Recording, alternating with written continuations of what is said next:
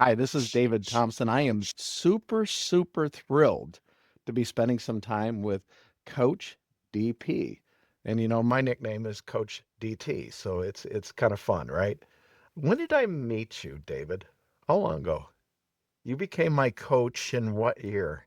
2 years before COVID, so it's right around 2017. And I coached with you for about a year and a half to 2 years or something like that. I was This elevating my business before I became a coach myself. Let me ask you, how many hours, how many coaching sessions have you done? I'm sitting right around about 10,000 coaching sessions, which is quite a bit, but you've been doing this longer than I am, and actually you coach more than I do as far as per week. How many coaching sessions do you think you have at this point? I went all in on the coaching. I was teaching classes at KW, and I started a youth group for kids called Tomorrow's Leadership to help me get through the recession with some stress relief and charitable Dude, giving and dude, peace of mind. 10 years yesterday and over 33,000 calls. I'm really proud of that. I really worked hard at yeah. that. I started coaching a couple years after I was coached by you, when I was starting to build my teams and et cetera. So, But I told you yeah, before, very cool. you're 3 times as smart as me, so Well, I we're don't know if even. that's true. I don't know if that's true. Hey, so One of the it's smartest it's guys I ever coached. But go ahead. well, thank you, appreciate that. Don't blush. So it seems to me that nowadays, it's just in the last couple of years, it's like everybody is a coach. There are so many people that are coaches, and quite frankly, when you look up what they've done in their business or their experience, and you're like, really? So what's causing that? What's your opinion of like everybody's a coach nowadays? Well, I think there's a few things. I think we live in a virtual world, and it can be an easy access, easy gateway to get into it and get yourself a fancy label. If you Mhm. jump on social media, at least on my algorithm, I mean, oh my gosh, everybody's selling a course on how to be a coach. You can get a certificate, but it doesn't really mean you're qualified, as sad as that sounds. But in a, I would hasten to guess that the turnover is kind of like it is in the real estate practice. Maybe 1 out of 10 people really make it. So, I'll ask you this. What qualifications do you think somebody should become a coach with? But one of the qualifications I immediately think of is why would you hire a coach that hasn't done it themselves, right? yeah, It's the experience that you're sharing with your clients to help them through because we learn from what we do ourselves, our wins and our mistakes, or we learn from someone else. And that is part of coaching is that you're learning from somebody else that has the experience, right? And there's so many coaches out there that, quite frankly, they do this to supplement their income instead of doing this because they've done this before and they're willing to share and want to share it with someone else. When you think about a coach, what are some of the values and skill sets that we have to be a very successful coach? the fact that people jump in and it's part time and they're not well studied, I mean, that's like just malpractice, awful. I don't know. Because the people that come on with them, they're entrusting them to get them to the next level. It's not just about the money, it's about Absolutely. the outcome on the other side that they're entrusting Hmm. them to help them reach. Um, so I think there's kind of different layers to that. Like there are people in practice who've gone through the ropes. They may have been coached or not, but they've survived and then they've elevated themselves to a nice productive level. I mean, they've been in the trenches, and I'm a big believer in that. And I'm finding there are many coaches who have never had training in the fundamentals like of the art of the sale, the psychology of the sale, the personality types, the words to use, the verbiage, the questions to ask. I could go on and on. So, look, do I think that someone needs experience? Yeah, I do. I do. And I think you want to find somebody who's really worked hard and it hasn't been given to them. And I also think if you want to take that to another level, you should find somebody who has invested in themselves to become highly qualified. It's a big deal. It's not a little deal. It's a big deal. I coach because it's what I want to do. It's my greatest pleasure of anything I've done over the 35 years in business. When I bring on a client, and you're probably the same, but when I bring on a client, I feel like I'm their business partner, right? I'm involved in everything. So their wins are my wins, their struggles are my struggles. And and it's such a privilege to be able to do that with people. and help them grow their business. And ultimately, right, when they grow their business, they're actually improving their life. So we have such a direct effect on changing people's lives. Yeah, I mean, I think it becomes very clear very quickly if you're working with a coach who really has a servant's heart, who's passionate about what they do. I mean, about 5 years ago, I was talking with my wife in the kitchen. I actually got a little emotional, a little choked up. I mean, we all have our journey, we all have our trials and tribulations, our challenges. But I looked at my wife and I said, now I understand why what I went through and how I can bring it like meaning, like my purpose now. And I truly believe that. I mean, I think the best coaches are really passionate. I mean, because what's coaching? I mean, you're kind of ministering, you're counseling, you're training, 100%. you're an accountability partner, you're a business Hmm. partner, planning partner, a marketing partner, a teacher, and I could go on and on. It's all of those things together, but taken to a higher level, much more of a one-on-one level. And what's super important is that you have good chemistry, rapport, dialogue. You know that you can trust that person, right? Because you got to go all in. It goes both ways. If you're going to be a client, you got to go all in because it isn't only your responsibility to come through as a client. One needs to be aware that, they're taking on that responsibility for you. So they bear a weight of the responsibility as well to be coachable, be a good communicator, right? Follow the process. Don't challenge it. Get out of your comfort zone. Nobody grows in their comfort zone, but it's good to know there's somebody with you. 100%. So, obviously we have skill set, right? We have the playbooks, but a lot of coaching is just the mindset, right? Because we can't get somewhere that we can't visualize what it is we're getting there, right? We have to actually become, if we're going to say, for example, a single agent says they want to be a 75 deal producer, they have to start thinking like a 75 deal Yeah, producer from to day one. become a 75 deal producer. But you can't just say, I'm going to do that, right? Correct. And that takes a mindset shift, right? No. So a lot of what we do, in fact, most of what we do is dealing with the mind and realizing what we can do, right? There's two things that really hold people back that, I've come to learn. It's not their training. I know a lot of people who've been in many fields who have a lot of training, but they don't perform. It's actually not their experience. That's great to have, and that comes in time.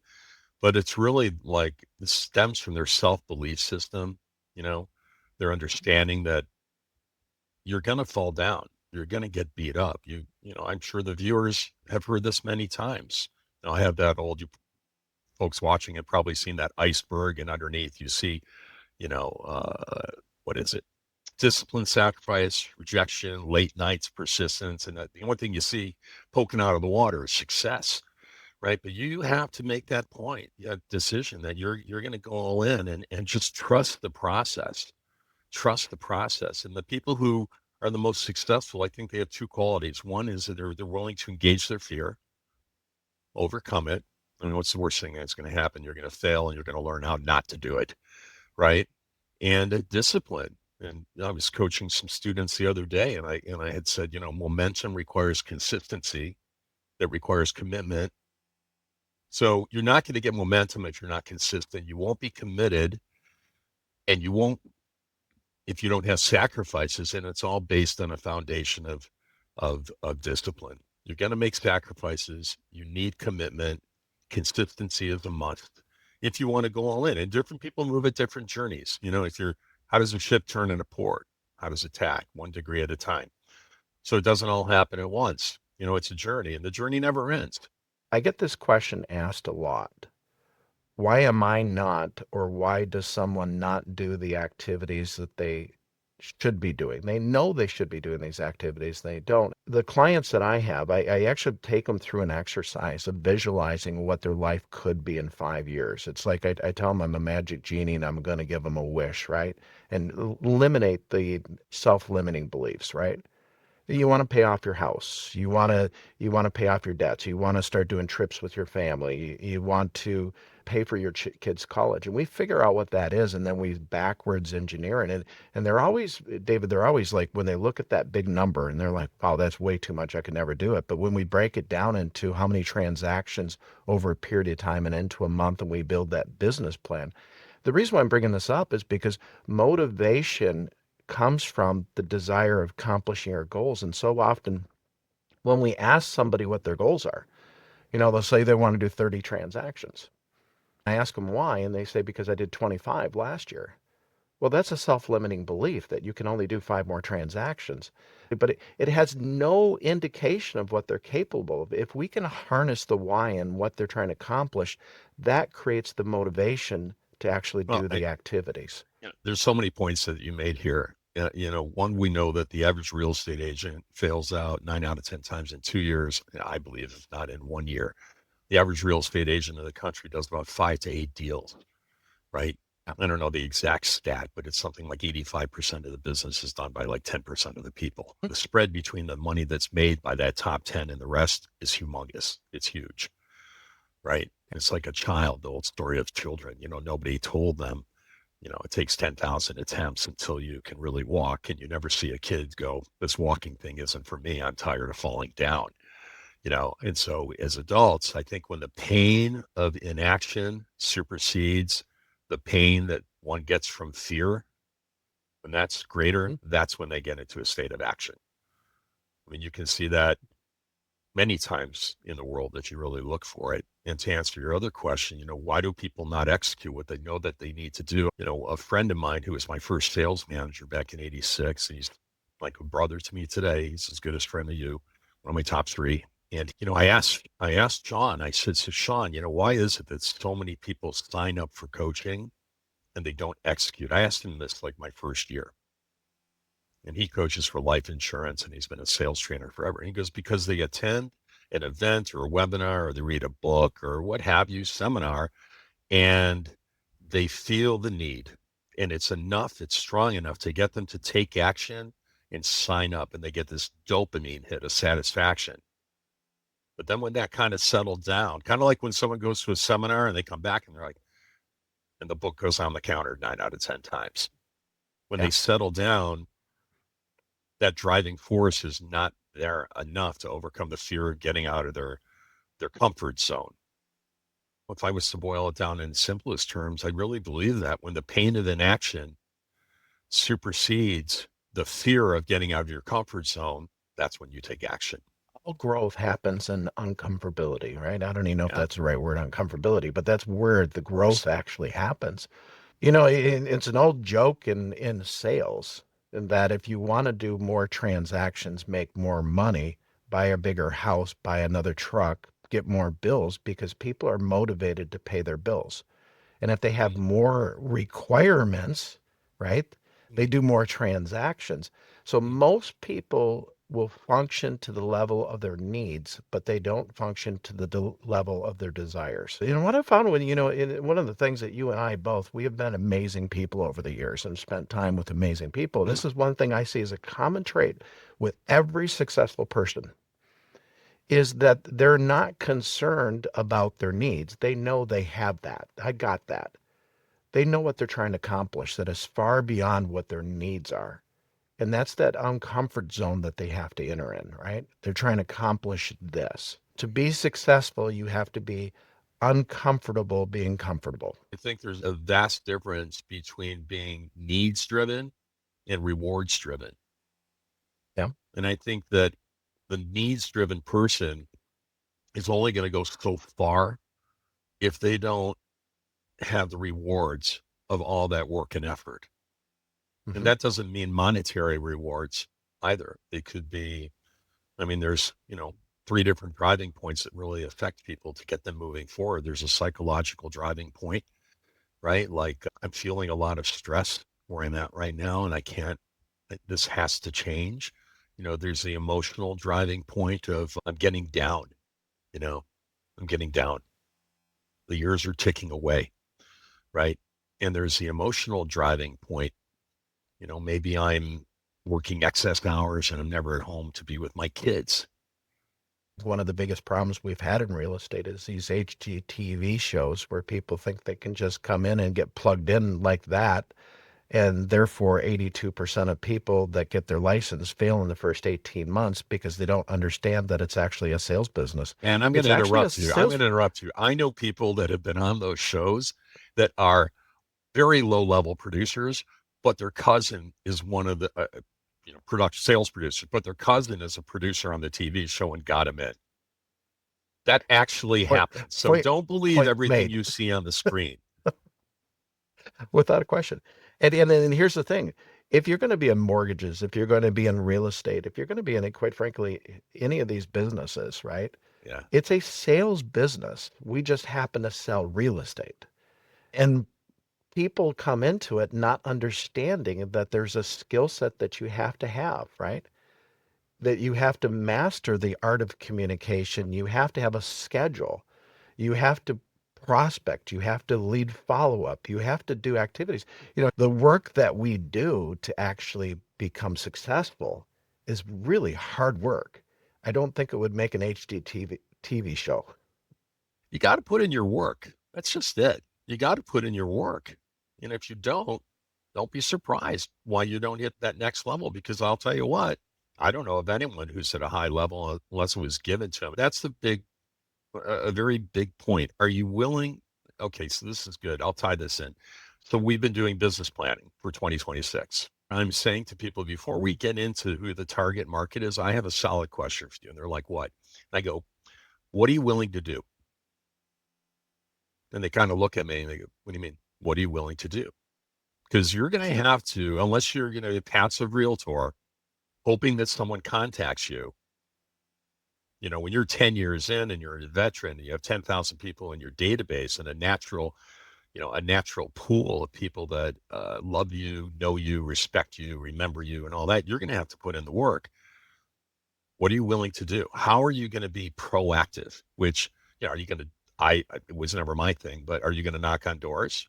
Are you going to go old school cold calling? Are you going to invest in mailings and then actually call people up after the mailings? Are you going to circle prospect? Are you going to contact your database 4 times a year? Are you going to do webinars, seminars? Are you going to scribe and do a blog? What are you going to do? And even to those points, a blog, how are you going to engage the audience to a place where they're communicating with you and you have a chance to take them down that funnel so they begin to trust you? Because that's what's lacking today. We have in real estate, at one time, there were two main phases. They'd come to you, I want to buy a home, and we do all the research. We get them out there, put their home under contract, transact to close. Now, there's a third and first stage, and it's called research. And Tony Robbins said it perfectly. He said people have all the information they need, but they don't have the wisdom to know what to do with it. And the successful realtor today puts themselves in that place where they become the resource for people. It's not about the sale. That's transactional. If you become the resource, you become part of the natural selection set, you're probably going to get the business. Just like if you're invited in today for a listing presentation, 9 out of 10 times they know everything about you anymore. And to another point, when we talk about being in the profession of sales, back in the late 80s, I went to Tommy Hopkins boot camp 3 times, and he really helped me understand about how important it is to be proud to be in sales. Be proud to be in sales. Don't if one does watching, don't put yourself in a place where you're like, I don't want to be the pushy salesperson. Well, then don't. Because a pushy salesperson is not polished, they're not informed, they're not aware, they don't stay on their game, they don't know words to use, they reject scripts, so they never memorize, internalize, and personalize. They're choppy, they have no flow, they can't connect. And I'm sure we've all been there. I tell a story of I had to grab a sport coat about 8 years ago on the fly. I had a week. I went into Macy's and there was a guy following me around who was a sales associate. And respectfully, I said, I know you're here. I appreciate you. I know that's your register. If I find something, I promise I'll come to you because that's how they get paid. I didn't get anything. A couple days later, I went to Joseph A. Banks and I walk in and there's this fellow, welcome to Joseph A. Banks. And he proceeds to say, hey, if you want to walk around the store on your own, you're free to do so. But if you'd like, I can walk with you and we can talk about the different garments and the different clothing, cloth and your body profile. And he was a pro. I didn't feel pushed or anything. I felt engaged and supported and informed. So obviously, right, I walked out with 2 sport coats. One was a custom, shirts, accessories, handkerchiefs, and all that. Be proud because Sales is what drives the commerce of this country. You take sales out, things don't get sold, products don't get moved, the economy isn't supported. But be aware that 9 out of 10 of the people out there that call them salespeople are not, sorry, they're not professional. They haven't invested. They haven't put in the time. They haven't been in the trenches. They haven't taken courses. And in our business, I'm in Florida. I think it's a 63-hour course you take. And what is it, Dave? You pass the class with like a 76, and they deem you to be an expert who can handle multi-million-dollar properties when you don't even know how to fill out a contract, let alone explain it. Be proud, but go Absolutely. all in. There's two sides, right? There's that service side and offering value, right? But if you don't have any customers, you don't have anyone to offer service to. So that's, if we look at the failure rate in real estate, it's because not only do you have to work hard, which is the point that you've made, but you also have to be effective in what you do. So I mean, this is a little exercise that I take people Yeah. through. So in real estate mortgages or whatever, we're talking about A activities or the money Hold on, making coach. I want to activities. write this down. Okay. A activity. A activities are the money making activities, right? It's like a billable hours, like an attorney. That would be listing appointments, buyer appointments, and in the buyer appointments, it has to be highly motivated, realistic, and have the means. If they're not highly motivated, realistic, and have the means, they're not a buyer, right? And negotiating contracts.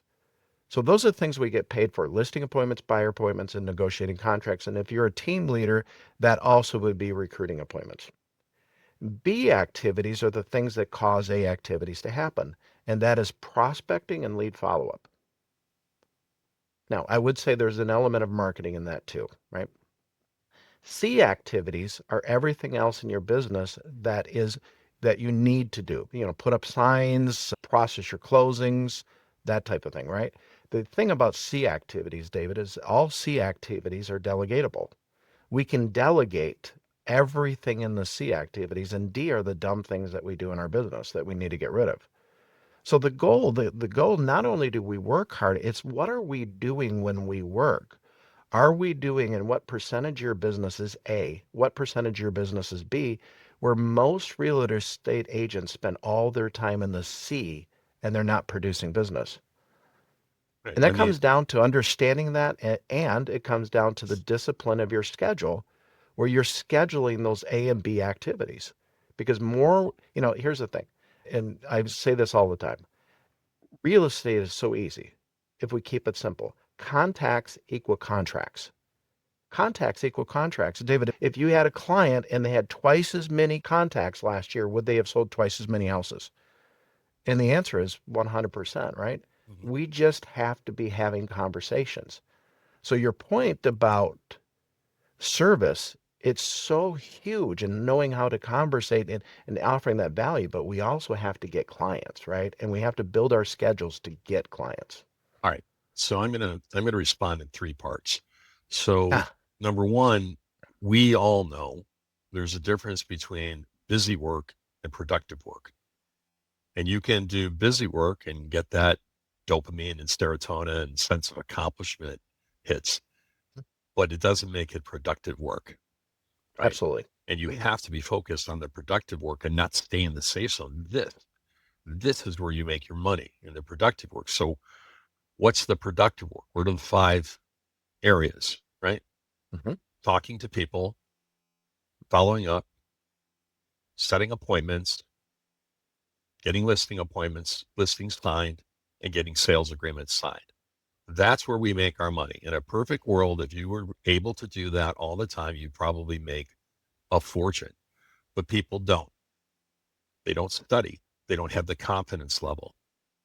Example, to get confidence. Are you visiting your trade, your association, your local, state, and national, looking at the news and trade talk? Do you know what's going on in your trade? 2, are you aware of your market statistics and trends? Are you just generalizing, or can you really talk about the shifts and trends? You just glance at your hot sheet on your MLS, oh, there's no more inventory, and you completely miss that listings are up 10% and closings are up 10%. So activity is up. It just hasn't overtaken demand, right? So those are the 5 areas that people need to focus on and not stay in their comfort zone. And the work that they do take on for them to do outside of those five. There's an old mentor, one of my great mentors. I asked him to keep a list. And I remember Jeff Cook, and he said, you divide it into your A, B, C's. And your A work can be knocked out right away, or it's got a high priority. Your B work is what you might call your general list of tasks. And your C work, to your point, your D, your C or D, you delegate or just get rid of it. It's not that 100%. imperative. You got to we make our business with those five I talked about. Conversations and follow up. 90% of the people that you speak with as a realtor need at least 30 days to get into action. 65% need over 2 months. The average touch points you have to have during those times are 8 to 12 before you get into rapport and action with the potential client. The average realtor quits on the fourth try. Why bother? That's like going to play a game of darts and thinking you're going to throw the dart and hit the center every time. Like I'm going to stumble upon somebody and they're going to say, "Oh, Dave, hey, guess what, Dave Thompson? Yeah, you called me at the right time. We're thinking of listing today. Come on over." It just doesn't happen. This is the relationship-based market where people are in our society. It's called cocooning. They're sheltered. Do not call. Don't mail me stuff I don't want. I live in a gated community. I'm not going to answer the phone. Text me first and I'll think about it. I spend, average American, 5 to 6 hours minimum on social media, in the virtual world and not interacting with live human beings. And we have to overcome that and earn the right to be of service to people. If you're waiting until they're ready to transact to close, you're going to be behind the other folks who practice in the way that I'm talking to. Make sense? Absolutely.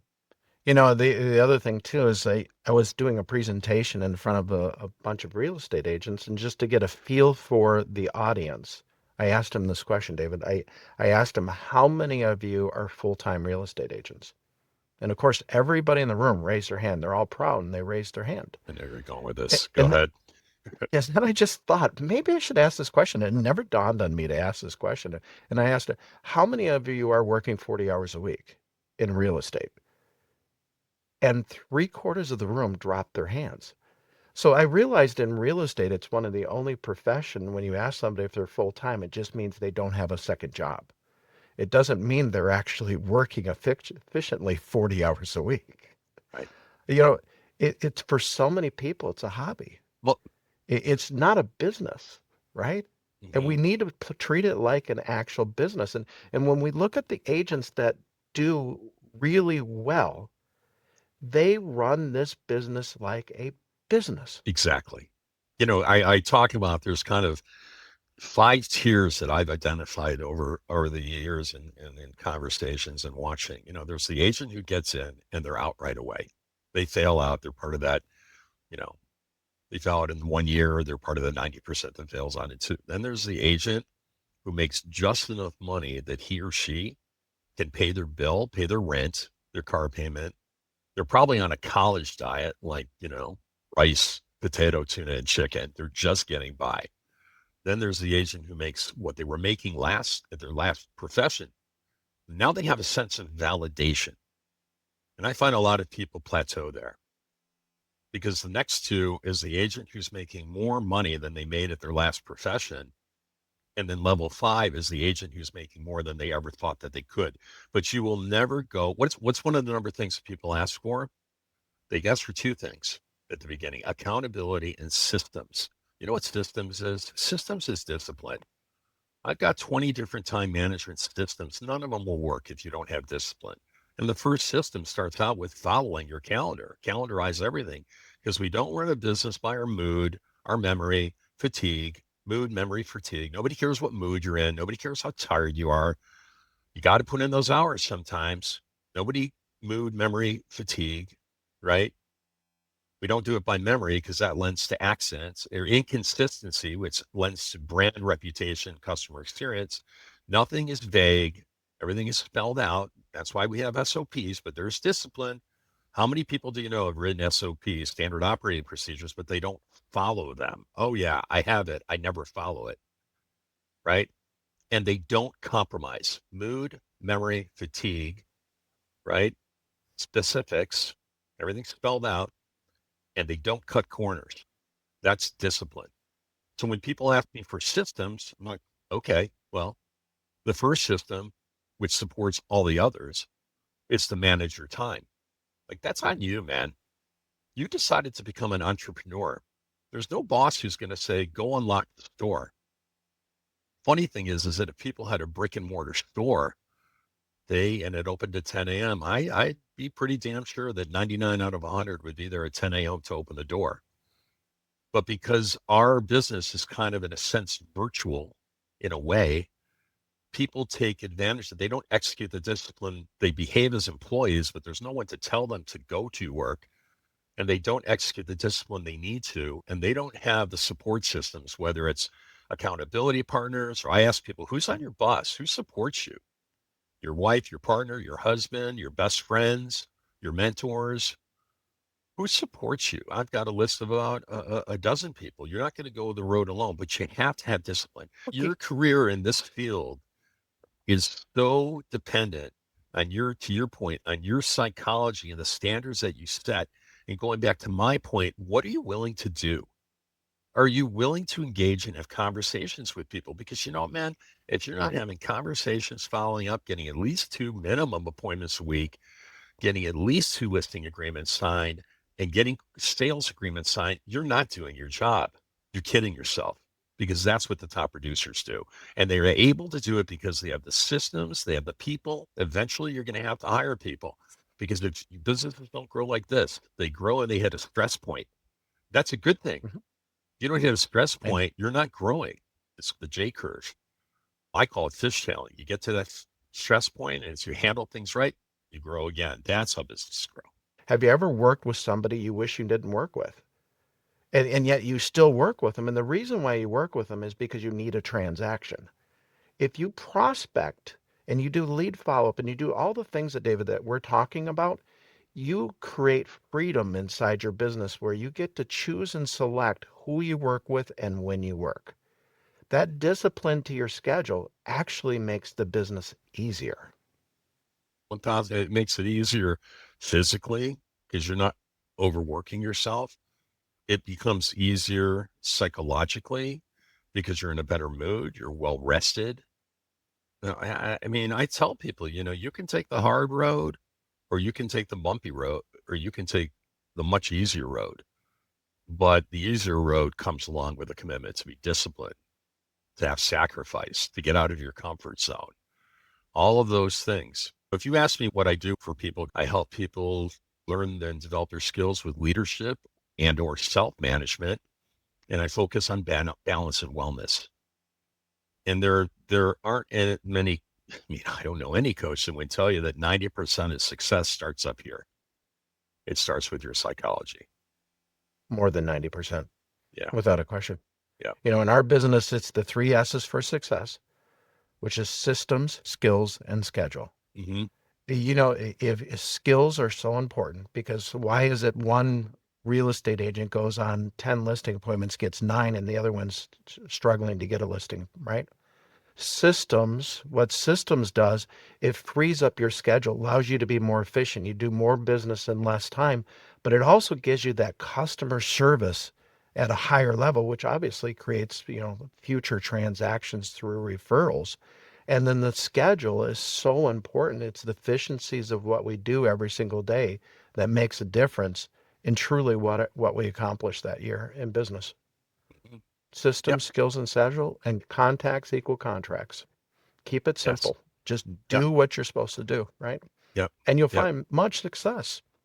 We Yeah. overcomplicate this thing way too much.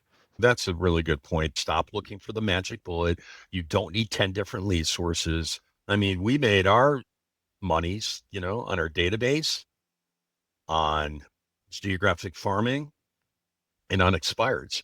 Back in that day, I was one of those phone animals, man. I was on the phone cold calling. But you know something?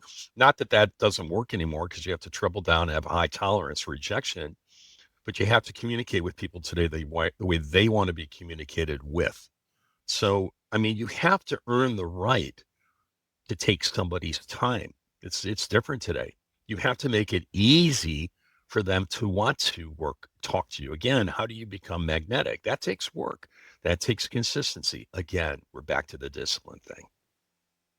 And everything that we're talking about, and quite frankly, you and I could do a podcast for 3 to 4 hours just having these conversations. Yeah. It's so much fun. But everything we're talking about reminds me of this. We talk about accountability, right? Hmm. We talk about strategies. We talk Hmm. about, I look at this, I look at David, why do these agents, 82% of the agents fail in the first 18 months? I don't think it was because of motivation. I think somebody didn't tell them what to do. They were all motivated, just no one has spent time with them. It all relates back to me why people need coaching. I look at my career, when I was coaching with you, you helped me level my business up as a solo agent, right?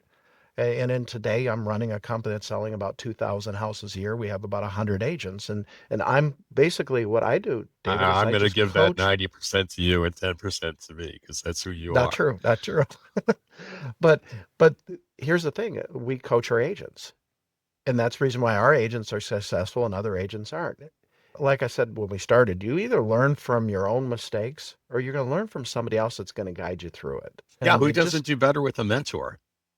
Every psychological study, performance study will tell you people always do better when they have a coach, when they have an accountability partner, when they have a mentor. Why do some of the best coaches that I have two right now, they have coaches.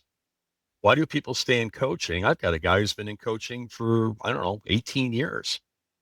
I mean, he makes 1.5 million a year in GCI. We've had some record years. Why does he stay in it? He stays in it because he knows the most important value you get out of it is maintaining a performance psychology.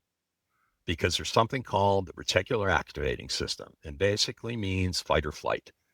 And when people get out of their comfort zone, those thoughts, just like negative thoughts, those thoughts, you don't have to do this. It's okay. Let's do it. They are 10 times as empowering as thoughts of goodness or being courageous. That's where you're designed to go to, stay in the safe harbor. It's the psychology of it. The training is easy. You want to learn how to do expires? I'll give you 3 books. That's not what we're here for. Nobody ever had a baby and the doctor held it up and looked at the mother and said, David, congratulations. Or the father, you have a baby realtor. He's going to do great. It doesn't happen that way, man. You got to put in the time and be committed. wonder out over your 30,000 coaching calls, how many times you just said that story about the baby. So, Mr. Parker, DP, this has Yes, been sir. truly a blast. We should do this again sometime. It was fun. Yeah, it was All fun. right. It was good. Well, thank you everybody for watching. You can find the podcast at any of your podcast players or go to davidthompson360.com/podcast. Awesome. Thank you. Cool.